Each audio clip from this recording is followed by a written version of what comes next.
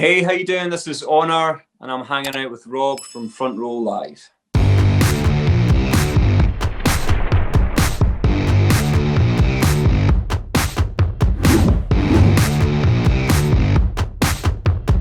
I'm just going to jump right in and let you know, like, the way that your vocals and Sarah from Phantogram's vocals blended together was just such a perfect harmony.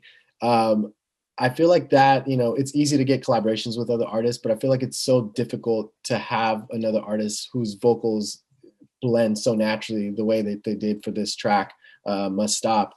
Can you talk to me a little bit about kind of getting to record your vocals and her vocals and how you were able to make them sound so good together? Thank you, man. That's really kind of you. Yeah, it was, I've been a Phantogram fan for a long time, so I've always loved Sarah's vocal. It's a kind of weird experience producing someone's vocal that you know really well from being a fan. To be honest, we just lucked out. I put my vocals with hers in the mix, and they just locked in the way that sometimes it doesn't happen. This one did happen, and I think Sarah's natural ability to find the places around my vocal made it easy as well. When she recorded her vocals of the track, I felt she was really clever in the way that she knew when to lift the vocal up the octave. She knew when to sort of piece it around my vocal and things. So sometimes it just comes together really nicely. And it was one of those tracks that, if I'm honest, every stage of the production was really easy. It was really straightforward, and they're not always like that. So I'm very grateful. That's cool that she put in her 2 cents like that as well. Because I've heard, in the past where other people collaborate with other artists and it's just the basic kind of melody that they did, but you're saying she kind of went out of her way and kind of created her own kind of style with it. In doing so, were you a part of the recording process? I know obviously you guys are distancing, but were you a part maybe through Zoom or through like some kind of like live stream that you were able to technically be a part of this production? No, for the simple reason that I don't like doing that. So I've done a couple of sessions now like that, where it's sort of recorded sort of face-to-face via Zoom session and things.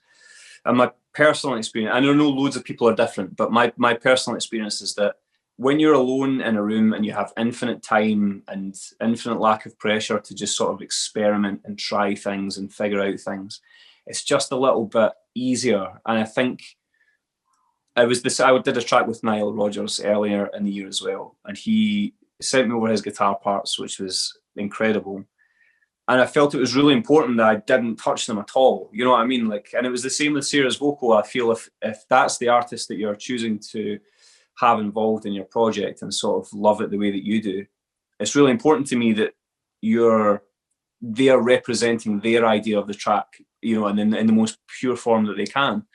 So I really try not to mess too much with stuff like that. And also, like, all my heroes always say that as well. Like, they always try and take stuff from people rather than just, because otherwise you may as well just sort of do it yourself. I think what's really interesting about it is allowing people the freedom and creativity to make the song their own, and that's hopefully why they fall in love with it and it sounds, good. So once she added her vocals to this track, do you feel like the track just had a brand new life? Did you feel like it just like revived itself all over again? And what do you think it was? Was it specifically the vocals, or was it like some kind of range or tone that you kind of put on the track? Yeah, it was a completely different song. It felt totally different to me. And the biggest thing, I mean, her vocals are incredible. For anyone that's heard the track, you'll know her vocals just insane. But I mean, that aside, I think just the fact that it completely changed the story of the song as well. It went from being one person's story of constantly being sort of messed up to a kind of camaraderie and a wider sort of idea of what these situations are like for various people. And another interview that I did said that it almost reminded them of "Don't You Want Me, Baby?" The sort of two sides of the story. And I kind of get that. Do you know what I mean? Yeah. I kind of understand that, because it just completely flipped the egotism of it on its head, which I really, really liked. So yeah, it became a completely different song, and yeah, a much better song for it. So as far as the production goes for this track, what was that production process for you, and what did you do differently? 'Cause, you know, in the last year, you've released a lot of singles. So what made this production different from the rest? So when I first started doing this song, before I knew Sarah was going to be involved, I really wanted it to be quite lo-fi. I basically wanted it to be Hunky Dory or Sergeant Pepper. You know, I really wanted it to be quite sort of vaudeville and music hall kind of feel to it, tongue in cheek. And it was right up to the point where it kind of went over to Sarah's obviously a huge Bowie fan as well, you know, so it, you know, yeah, she got it. But I think when I heard Sarah's vocal, the song, it was no longer fighting for scale. I always felt like I was really struggling to get these big moments to pop out whilst keeping it, you know, as sort of lo-fi and down as it was. But with her vocal reach and obviously hitting those new kind of ranges and things, yeah, it just became so much easier to bring out those moments without it feeling sort of too contrived. So it was quite a slow process. My productions are normally quite a slow process. I try quite a few things and dabble quite a lot where I probably shouldn't. But yeah, again, in general, it was one of the easiest tracks I've put together. I think it was, yeah, it was a real pleasure to do, actually. I really enjoyed it. When do you feel you found the identity of the track?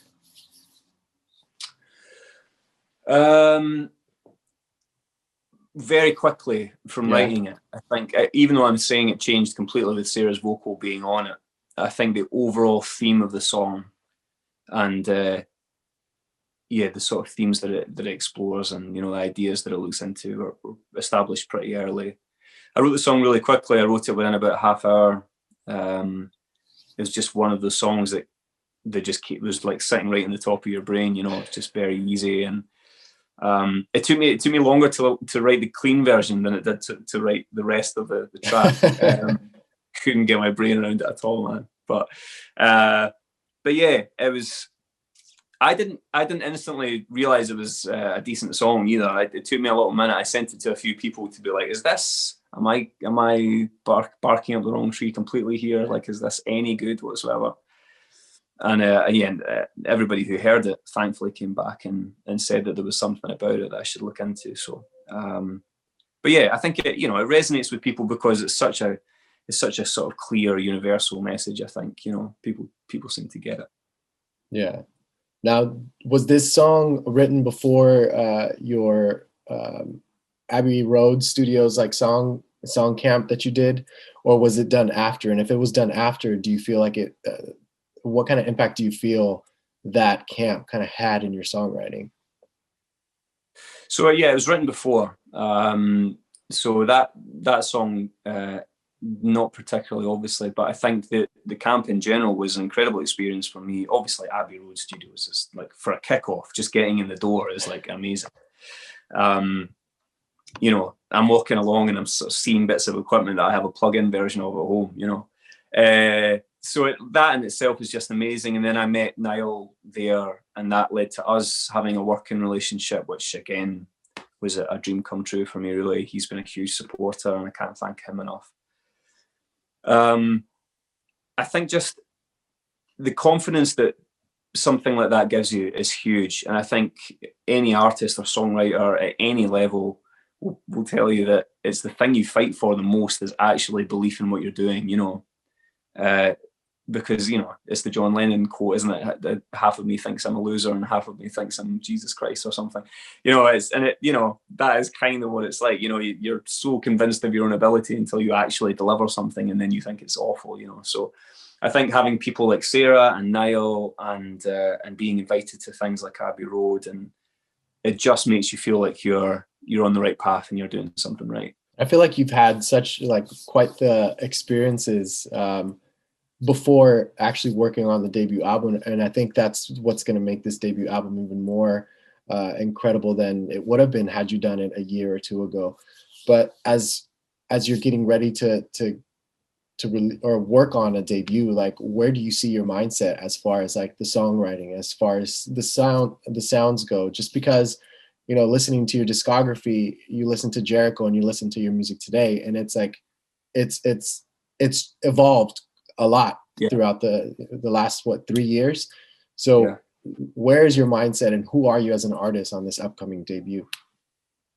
Yeah, it's a really interesting point, because I feel that something that's always kind of held me back a little bit is that people aren't totally sure of what it is that I do, because I jump around quite a lot, and I can go from fairly extreme sort of indie electronica to, you know, to much poppier stuff, much dancier stuff, to like lo-fi indie and things. And I really enjoy sort of testing my musicality and finding out different ways to play things and different ways to do things. So I'm really hopeful that this record will make the most of the opportunity that streaming provides, you know, where the notion of having a totally sort of smooth running album where everything has a very obvious theme and things, I don't think that's as necessary now. And I think the opportunity to artists like me is that you can dip into different worlds, particularly if you're having other artists involved as well. You can take a little bit from their world and you can investigate their genres. That's really exciting to me as a producer and as an artist. So I would hope that it would cross quite a wide spectrum of genres, but at its heart, there would be enough sort of raw musicality to keep people interested. And I'm excited. You know, it's been a long time sort of getting to this point. Like you say, I've released a few singles, and it feels now that I'm at the stage where a record is, it feels like the right thing for me now. So yeah, it'll be good. And lastly, as you kind of experience different sounds, different styles with your music, how does that impact the kinds of ranges that you sing throughout each track that you write? Yeah, it varies from track to track. So I'm lucky that I've got a decent falsetto and things, and I can tend to get up there if I need to. But sometimes I need to be careful of that as well, because it's a cheap trick. You know, you can wheel that one out anytime, but it can. I always feel like your songwriting is the most important part. So if the song is good and the song can hold itself up at any register and any instrument across any sort of arrangement, that's really what I'm looking for. If I'm having to rely on the vocal to drive it, or if I'm having to rely on the production, it's probably not something I'm going to chain myself to for too long. But having said that, it's, I do like to experiment with stuff as well, and I like to kind of push myself musically and performance-wise and stuff as well. So I'm hoping that there'll be a basis of decent writing to build all that stuff on top of.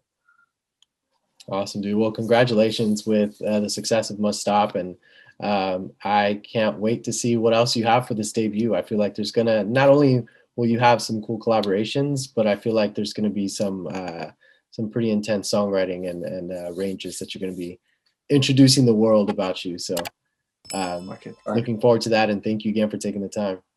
Yeah, not at all. No, thanks for having me, and I appreciate it. Thank you.